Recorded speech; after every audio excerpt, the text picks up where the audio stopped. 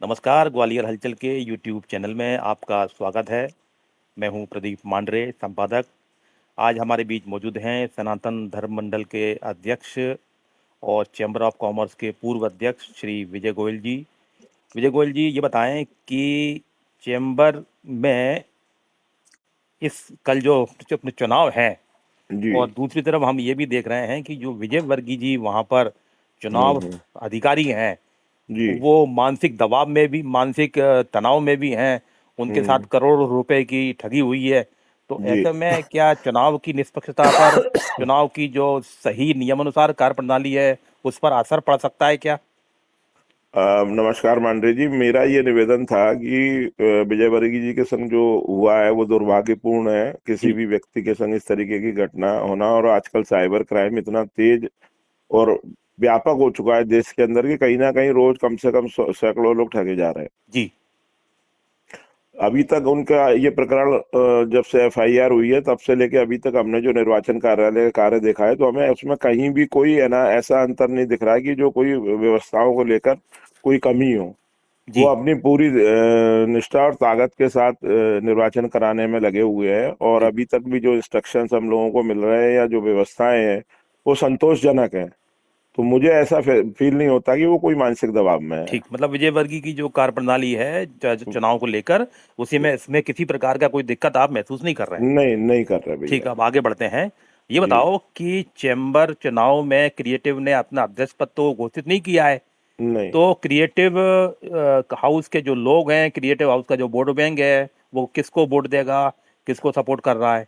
Creative house में हमने अपने लोगों को ये बोला है कि चूंकि अध्यक्ष पे हमारा कैंडिडेट नहीं है, इसलिए वो लोग अपने स्वतंत्र है कि वो किसके संग अपना समर्थन दें। हमारे लिए दोनों ही सम्माननीय है और दोनों ही हम मानते हैं दोनों ही श्रेष्ठ है। अब जो भी जीत के आएगा हमारी टीम उनके संग काम करेगी। ठीक, आपने कहा हमारे लिए दोनों ही सम्माननीय है। ये बताओ कि प्रवीण अग्रवाल का 3 साल का जो अध्यक्ष कार्यकाल है, ये कैसा हम्म। रहा है? क्या इसमें अच्छाइयाँ थी, क्या इसमें कमियां रहीं? देखिए, बहुत डिटेल में तो मैं नहीं बता पाऊंगा क्योंकि मैं सीधा चैम्बर से पिछले 3 साल जुड़ा नहीं रहा। जी। लेकिन है ना, एज ए टीम वर्क पूरे 6 पदाधिकारियों ने एक साथ होकर काम किया, और जो कार्यकाल रहा इस टीम का 2023 से 26 तक का, वो संतोषजनक है। नहीं, संतोषजनक तो एक शब्द हो गया, लेकिन अब अपना प्रवीण अग्रवाल जी के कामकाज का कोई एक आध एग्जाम्पल आप बताओ, जो नहीं, चैम्बर के हित में रहा हो। एक आध नहीं, बताओ जो चैम्बर के विरोध में रहा हो। नहीं, नहीं, मैं इसमें कुछ बोलने की स्थिति में नहीं हूँ। अच्छा, ये बताओ कि ये चर्चा है बाजार में, मैं अपनी ओर से उसमें मोहर नहीं लगा रहा, क्योंकि जी। आप जानते हो मीडिया का काम यही है कि यहाँ की वहाँ करना। जी। तो बाजार में चर्चा ये है कि आपने व्हाइट हाउस के लोगों से डील कर ली है कि आप हमारे छोटे भाई अजय गोयल को कोषाध्यक्ष पद पर जिताएं, और बदले में हम पारस जैन को, जो व्हाइट हाउस के हैं, उनको नहीं, जिताएंगे। नहीं, नहीं, ये तो सब बाजार की र्यूमर्स ही है। जी। जी। ऐसी को अभी कोई डील नहीं करता, कोई हाउस अपने कैंडिडेट को कमजोर नहीं करता। जी। जी। और ना मेरी ऐसी कोई डील हुई है, ना इसका कोई अर्थ है। ये तो हम्म। र्यूमर्स है, बाजार की र्यूमर्स है। अच्छा अच्छा। जी। ये बताओ कि ये पहली बार, मैं तो इतने सालों से जुड़ा हूँ, आप जानते ही हो, कि पहली हाँ। बार मुझे ऐसा लग रहा है कि चैम्बर चुनाव जो है, महल वर्सेस नरेंद्र तोमर, महल वर्सेस नरेंद्र तोमर वर्स प्लस भारत सिंह कुशवाहा हो गया है। एक म- अध्यक्ष उम्मीदवार हाँ। जो है वो महल का है, एक अध्यक्ष उम्मीदवार जो है वो साफ साफ तौर पर नरेंद्र सिंह का है। नहीं, देखो भैया, मेरे को ये 1.5 महीना हो गया चुनाव को जी। देखते देखते। जी। इसमें चुनाव में कहीं भी, बाजारों में चुनाव की चर्चाओं में कहीं भी मुझे है ना ये बड़े राजनेताओं का इन्वॉल्वमेंट कहीं नहीं दिखाई दे रहा है। जी। और मुझे नहीं लगता कि ये प्रत्याशी अपने बूते पे चुनाव लड़ रहे हैं, ना कि किसी बड़े नेता के बूते पे लड़ रहे हैं। बड़े नेताओं के बूते, अब इन्वॉल्वमेंट तो ये आम आम तौर पर तो देखिए सीधे तौर पर कैसे प्रदीप मालूम भाई, पड़ेगा? क्या होता है कि जो व्यक्ति जिससे जुड़ा होता है जी। उसका नाम कुछ लोग सोमोटो लेने लगते हैं। जी। जी। जबकि मैंने महसूस करा है कि दोनों ही पक्षों में से कोई भी नेता हम्म।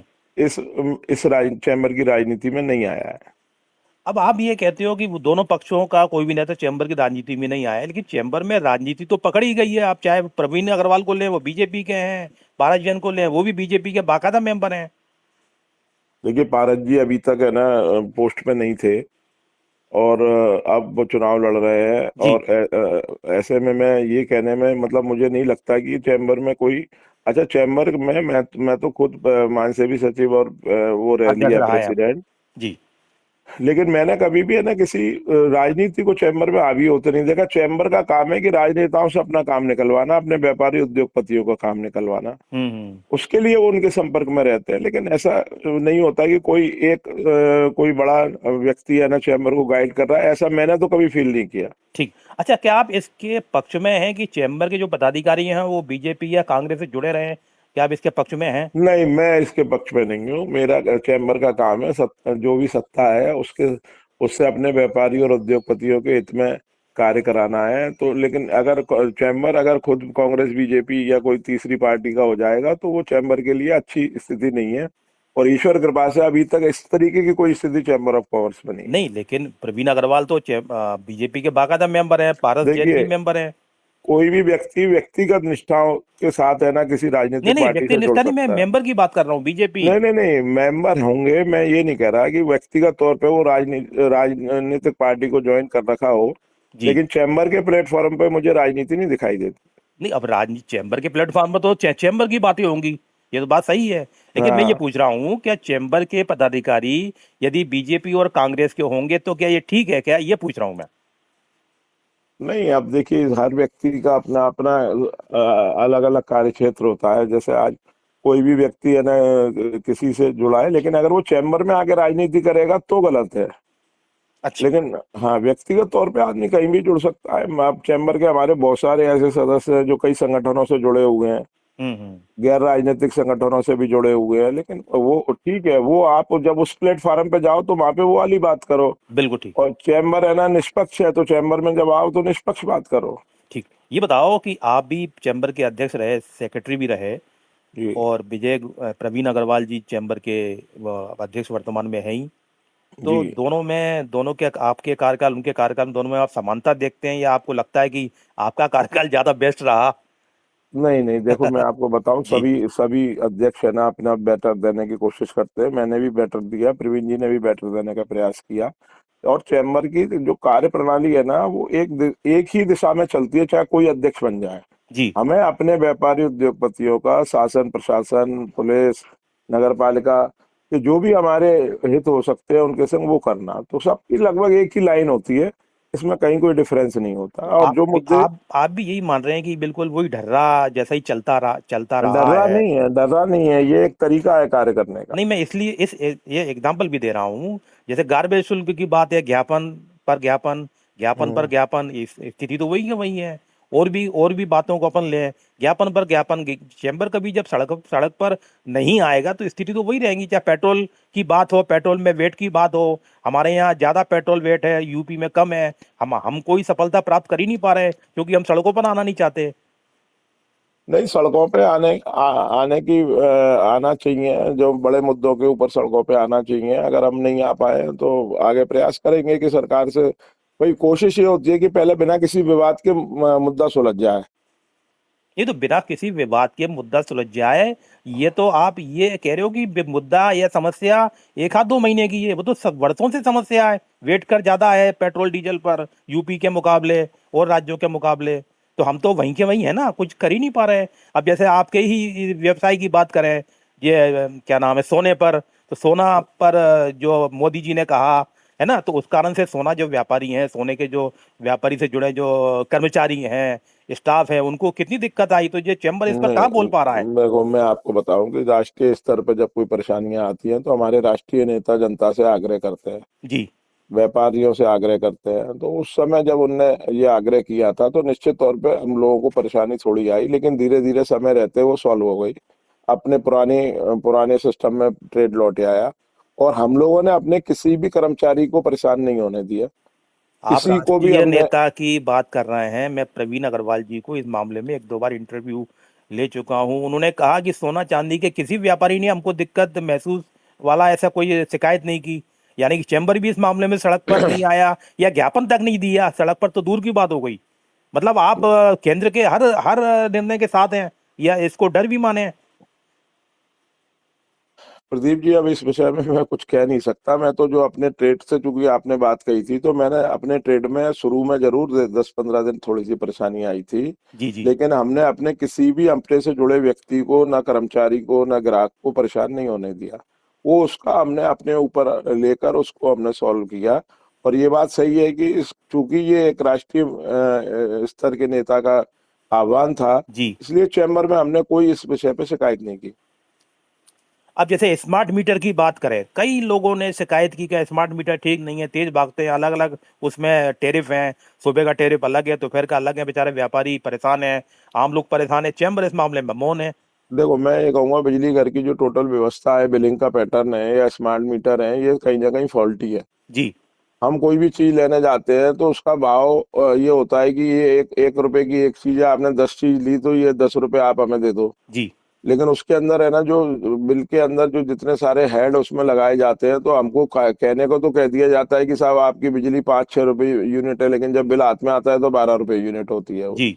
अगर हम टोटल बिल को यूनिट से कैलकुलेट करते हैं तो। जी। ये परेशानी तो है, और इसका अब आने वाले समय में है ना, इसका जोरदारी से स्मार्ट मीटर का भी और बिलिंग सिस्टम का भी विरोध तो होना चाहिए। तो मैं वही कह रहा हूँ कि यार चैम्बर इन सब बातों को लेकर क्यों सामने नहीं आता, ये मैं जानना चाह अब रहा हूँ पत्रकार अब के देखो नाते। साहब, अब तो मेरा ये कहना है, जो कार्यकाल तो निकल गया, अब जी। परसों परसों से कल रात को रिजल्ट आएंगे, नहीं, परसों लेकिन से। फेल्यूर तो रहा ना, क्या नहीं मानोगे आप? फेलुअर नहीं, मैं कहता हूँ प्रयासों में कमी रही। जी। कौन हाँ, के प्रयासों में कमी रही? प्रवीण अग्रवाल चैम्बर के? के, चैम्बर टीम के। चैम्बर टीम के? जी। क्योंकि कई बातें हैं। अब जैसे मिस्टर प्रद्युम्न तोमर का ही बयान ले लो, वही कई बार, वो एक बार उन्होंने कहा भी कि साहब यहाँ पर उद्योग व्यापार ग्वालियर पिछड़ रहा है, माधवराव सिंधिया के समय ऐसी बात नहीं थी, है ना? हम्म। तो ये जब मंत्री ऐसा कह रहे हैं, ठीक है, मंत्री कह रहे हैं तो मंत्री की भी जिम्मेदारी है, मंत्री की भी गलतियां हैं, लेकिन चैम्बर ऑफ कॉमर्स की भी तो है। वो क्यों शांति बैठा हुआ है? नहीं, चैम्बर ऑफ कॉमर्स को बिल्कुल एक्टिव होना चाहिए हर चीजों के अंदर। और अब ये नई टीम आएगी, हमारा उनसे जैसे क्रिएटिव हाउस के अगर 5 पदाधिकारी जीत के आते हैं तो निश्चित ही वो संघर्ष की राह भी चुनेंगे, और है ना, हर मुद्दे को वो शासन प्रशासन के सामने दृढ़ता से उठाएंगे। एक पत्र लिखने जैसी खानापूर्ति से काम नहीं चलेगा। ठीक। अच्छा, बस आखिरी सवाल, विजय गोयल जी, ग्वालियर अंचल की ओर से, आपके छोटे भाई श्री अजय गोयल जी अपने कोषाध्यक्ष पद के लिए उम्मीदवार हैं। हम्म। तो कोषाध्यक्ष का पद तो बहुत ही महत्वपूर्ण होता है, लेकिन आमतौर पर लोगों की नज़र में नहीं आता। तो क्या आपको लगता है कि पिछले कार्यकालों में या कहीं और भी ऐसे समय यहाँ कुछ असंतुलित वातावरण रहा कि केस को लेकर, रेवेन्यू को लेकर, राजस्व को लेकर अभी संभालने की जरूरत है चैम्बर नहीं, में? देखिए, चैम्बर में जो भी कोषाध्यक्ष आए हैं उन्होंने अपनी पूरी ताकत से और बहुत अच्छा काम किया है। जी। पिछले कार्यकाल की भी मैं बात करूं, संदीप नारायण जी ने अपने कोष के अलावा बाकी सभी क्षेत्रों में भी बहुत जिम्मेदारी से काम किया है। और मेरा छोटा भाई अजय गोयल जो इस समय प्रत्याशी है, वो जी। बहुत जुझारू कर्मठशील है, और उसको पूरा अकाउंट से लेकर के फंड फ्लो से लेकर ये सब संभालना। और उसके अलावा भी जो अकेला कोषाध्यक्ष का मतलब ये नहीं कि अकेला सिर्फ अकाउंट में ही उलझ के रह जाएगा, जी। जी। उसका बाकी भी सभी कार्यों में उसका दखलंदाजी होती है।